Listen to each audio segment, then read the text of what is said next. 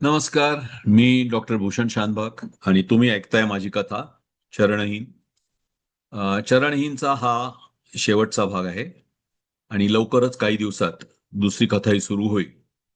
तर सबस्क्राईब करून bell icon दाबा, म्हणजे पुढची कथा सुरू झाली की ताबडतोब तुम्हाला त्याचं नोटिफिकेशन मिळेल.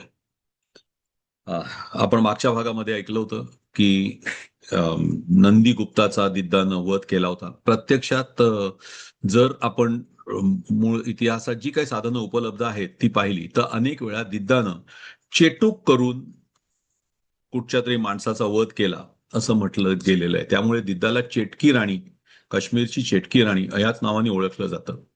आता नंदीगुप्ताचा वध खरोखर कसा झाला हे माहीत नाही. अ, पूर्वी सुद्धा महिमा आणि पाता यांना त्यांनी चेटूक करून मारलं असाच उल्लेख आपल्याला राजतरंगिणी, जो त्या बऱ्याचपैकी दिद्याच्या समकालीन, दिद्याच्या थोड्या वर्षानंतरच जो कल्हण म्हणून लेखक झाला त्यांनी जे लिहून ठेवलेलं पुस्तक आहे त्याच्यातनं मिळतं की त्यांनी अभिचाराने मारलं दिद्दानी. अभिचार म्हणजे चेटूक, म्हणजे विद्या, जादू असं. तर आता नेमकं आपल्याला माहित नाही, त्यामुळे हा संपूर्ण माहीत लोकांमधनं काहीतरी काढलं आणि लिहिलेलं आहे. फरक काही पडत नाही, गोष्ट तर गोष्ट आहे. आता पुढे काय झालं ते आपण बघतोय. त्या दिद्दाच्या आयुष्यात तुंग नावाचा एक प्रियकर आलेला होता, ज्याला मी जास्त महत्व दिलेलं नाही, कारण त्या की दोघाशी प्रेमसंबंध तिचे आहेत असं फक्त समजूत होती, पण त्याला कुठल्याही प्रकारचा पुरावा किंवा फार जास्त काळ ते एकत्र असण्याचाही काही संबंध नव्हता, त्यामुळे मी त्याला जास्त महत्व दिलेलं नाही. असू दे. आता पुढे काय झालं त्या या कथेमध्ये ऐकूया आजच्या भागामध्ये. तर सुरू करूया. दिद्दानं आता सर्व सैन्य स्वतःच्या ताब्यात घेतलं. नाव घ्यावं असा कोणीही सरदार तिच्या मदतीला नव्हता. तिनं तिच्या एकांगी पथकाला काही खास सूचना दिल्या. पृथ्वीपालच्या सैन्याचा सामना करण्यासाठी ती स्वतः रथात बसून निघाली. सैन्याच्या दोन्ही बाजूला एकांगीची पथकं होती. पृथ्वीपालच्या सैन्याचा तळ श्रीनगरपासून 20 कोस अंतरावर होता. त्यातले 15 कोस एका दिवसात कापून दिद्दा पृथ्वीपालच्या नजीक आली. पृथ्वीपाल आपल्या शिबिरात होता. अचानक एक घोडेस्वार दौडत त्याच्या शिबिराकडे आला. प्रणाम राजे पृथ्वीपाल. श्रीनगरची सेना आपल्यापासून जेमतेम 5 कोस अंतरावर येऊन ठेपली आहे. पृथ्वीपालला आश्चर्य वाटलं. हंस आणि शिपाटक पहिल्याच फाटक्यात मारले गेले असल्यामुळे श्रीनगरकडे नाव घेण्यासारखा कुठलाच सेनानी उरला नव्हता. कोण आले सैन्य घेऊन, त्यानं विचारलं. राजमाता दिद्दा स्वतः सैन्याचं नेतृत्व करत आहेत राजे. हे ऐकून पृथ्वीपाल मोठ्याने हसू लागला. बाई, ती सुद्धा लंगडी आणि सैन्याचं नेतृत्व करते. होय महाराज. ठीक आहे, उद्या तिची चरबी उतरवूया. सगळ्यांनी उद्या चढाईसाठी तयार राहा. उद्या संध्याकाळी आपल्याला श्रीनगरमध्ये मेजवानी करायची आहे. पृथ्वीपालनं सर्व सरदारांना हुकूम सोडला. पहाट झाली. पृथ्वीपालची सेना जेमतेम जागी होत होती इतक्यात दिद्दाच्या सेनेच्या एका लहानशा तुकडीनं पृथ्वीपालच्या सैन्यावर झडप घातली. वेळ न घालवता होईल तितकं नुकसान करत वेगानं दौडत ही तुकडी निघून गेली. पण पृथ्वीपाल खवळून उठला. ही हिंमत, आपल्यावर हल्ला करायची हिंमत ही बाई कशी दाखवते? चला रे, आपणच गाठूया तिला. युद्ध सिंहासनावर बसून होत नाही, त्यासाठी रणांगणात उतरायला लागतं, हे त्या लंगडीला दाखवून देऊया. चला. पृथ्वीपालची सेना तयार होऊ लागली. इतक्यात पुन्हा एकदा ती दिद्दाची तुकडी दौडत येताना दिसली. पृथ्वीपालचे जितके सैनिक तयार झाले होते त्यांना ताबडतोब पृथ्वीपालनं या तुकडीच्या प्रतिकारासाठी पुढे व्हायची आज्ञा दिली. त्यांना येताना पाहताच दिद्दाचे लोक माघार घेऊ लागले.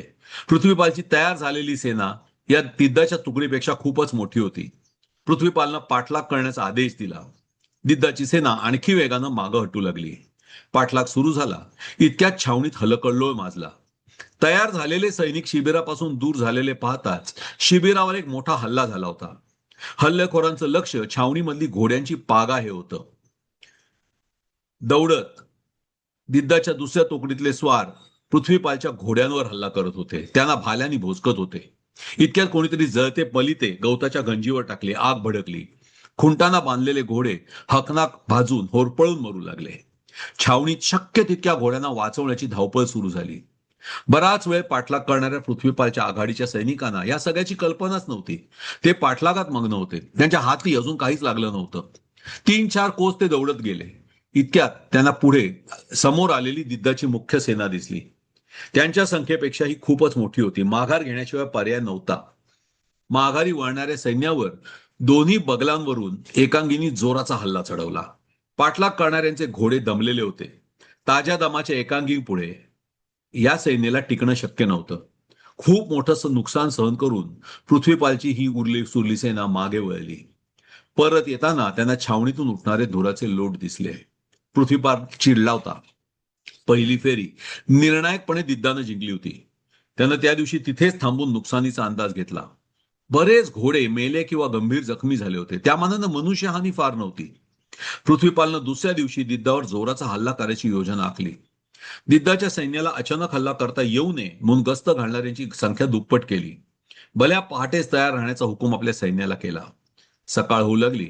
पृथ्वीपालनं आक्रमण सुरू केलं. तो दिद्दाच्या सैन्याला सामोरा येताच दिद्दाची सेना पळू लागली. आपल्या पुढे गेलेल्या थोड्या सैनिकांवर दिद्दानं जरी आदल्या दिवशी हल्ला चढवला तरी आपल्यासारख्या कुशल सेनानी बरोबर 2 हात करायची तिची तयारी नाही हे पृथ्वीपाल समजून चुकला. दिद्दा वेगानं सैन्यासह श्रीनगरच्या रोखानं जात होते. वेग चढलेला पृथ्वीपाल पाठलाग करत होता. अचानक पुन्हा आदल्याच दिवशीची पुनरावृत्ती झाली. पृथ्वीपालच्या दोन्ही बगलांवरून एकांगी चालून आले. त्यांनी पृथ्वीपालच्या सैन्याची कत्तल सुरू केली. पृथ्वीपाल स्वतः त्याच्या सैन्यापासून दूर पडू लागला. नाईलाजानं अधिक उशीर होण्यापूर्वी माघार घेऊन पळून जाण्यापलीकडे त्याच्या हातात काही उरलं नाही. राजमाता दिद्दाचा प्रचंड विजय झाला. विजय राजमाता श्रीनगरला परत आली. श्रीनगर सुरक्षित होतं, पण राजमातेचा राग शांत झाला नव्हता. दुसऱ्या दिवशी सकाळी त्रिभुवन मृतावस्थेत आढळला. शोक करणाऱ्या वसुंधरेपुढे राजमाता दिद्दा आली आणि गरजली, काश्मीरच्या घरभेद्यांना इथे स्थान नाही. जर काश्मीरशी प्रामाणिक राहायचं असेल तरच इथे राहा, नाही तर आपला रस्ता पकड. दुःखानं व्याकुळ झालेली वसुंधरा आता मनानं पूर्ण खचली होती. दिद्दा बरोबर अधिक वैर करणं तिला झेपणार नव्हतं. मग मला का नाही मारून टाकत, तिनं रागानं विचारलं. दिद्दा हसली. तुला मारून काय मिळणार? तुला जिवंत ठेवून तडफोडायला लावताना जी मजा येते ना, ती तुला मारून नाही मिळणार. जग तू. आपल्या लाडक्यांच्या मृत्यूचा शोक करीत जग. जा. दिद्दा तिथून निघून गेली. पण दिद्दा आता हिंस्त्र बनू लागली होती. आता ती नुसती राज्य करती राहिली नव्हती. वलगाच्या मृत्यूमुळं तिच्यातल्या पाशवी वृत्ती जागृत झाल्या होत्या. तिची पन्नाशी उलटली होती, पण तिची कामभावना उफाळून आली होती. अनेक प्रियकरांशी तिनं संबंध स्थापित केले होते. तिनं आता भीमगुप्ताला सिंहासनावर आणलं आणि त्याच्या वतीनं ती राज्य करू लागली. एक दिवस एक निरोप्या काही संदेश घेऊन आला. 18-19 वर्षाचा तो एक उमदा तरुण होता. कोण तू? नाव काय तुझं? दिद्दानं विचारलं. तुंग. माझं नाव तुंग, तो म्हणाला. कुठला तू? काय करतोस? राजमाता, मी बद्दीवास खेड्यात राहतो. पूर्वी म्हशी राखत होतो. मला आपल्या सैन्यात निरोप्या म्हणून चाकरी मिळाली. अरे, इतका तरणा-बाण हुशार तू निरोप्या म्हणून कशाला राहतोस?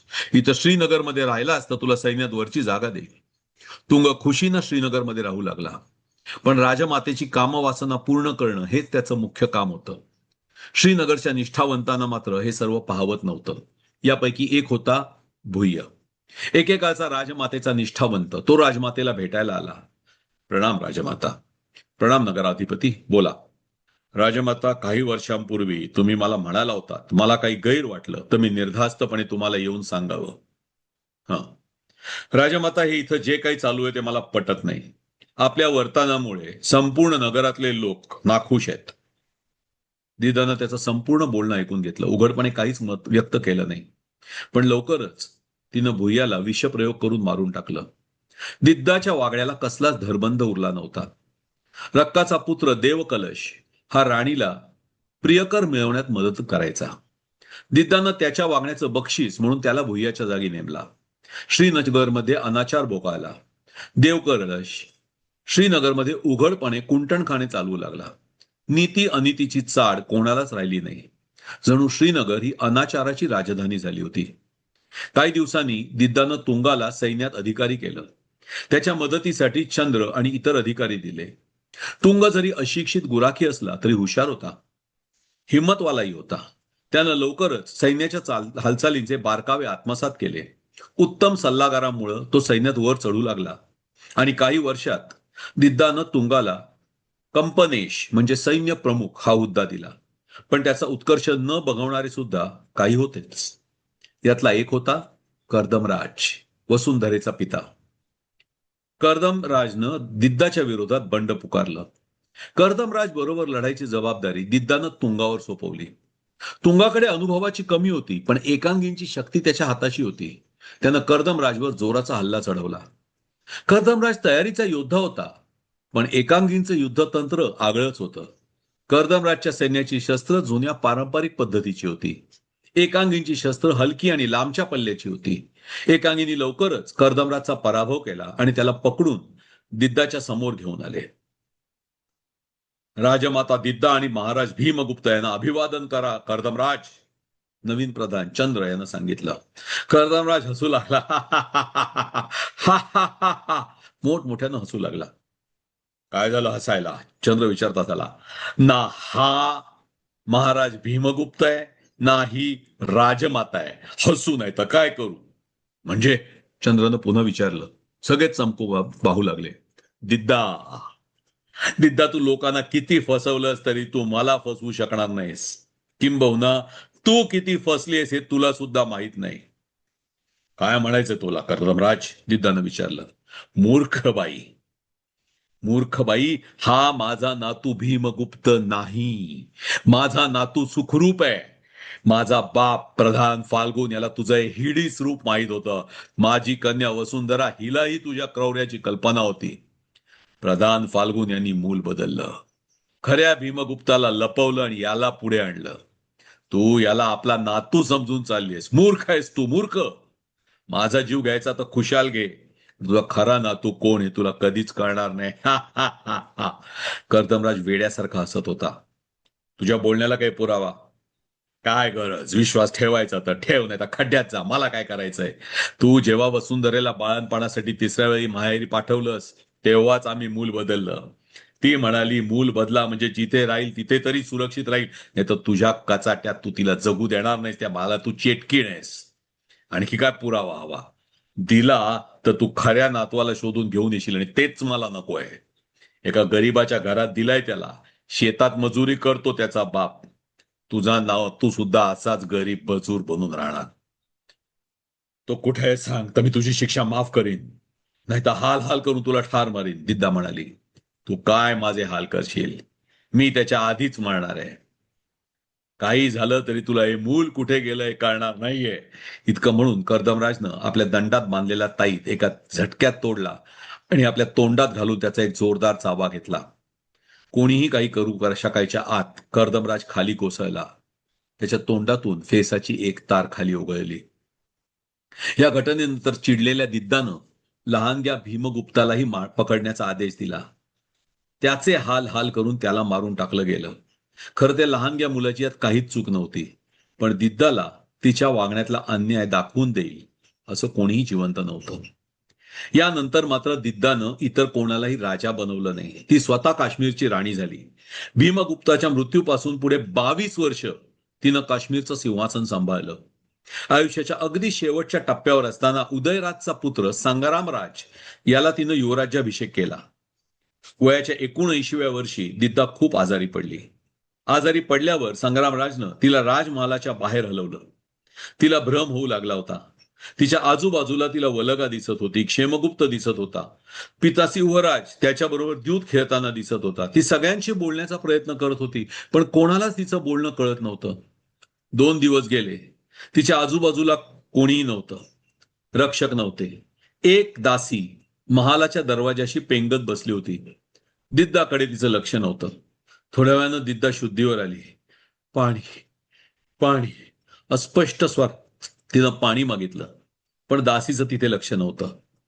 दिद्दानं परत बोलण्याचा प्रयत्न केला, पण कोरड्या पडलेल्या घशातून काहीच आवाज आला नाही.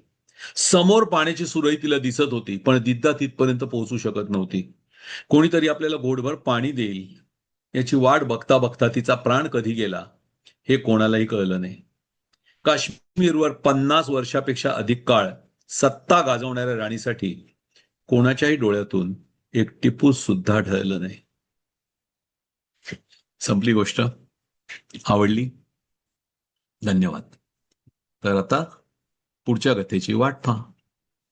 भेटू पुन्हा एक नवी कोरी कथा घेऊन. कथा किमया हे चॅनेलचं नाव आहे. सबस्क्राईब केलंच असेल अशी आशा आहे. धन्यवाद.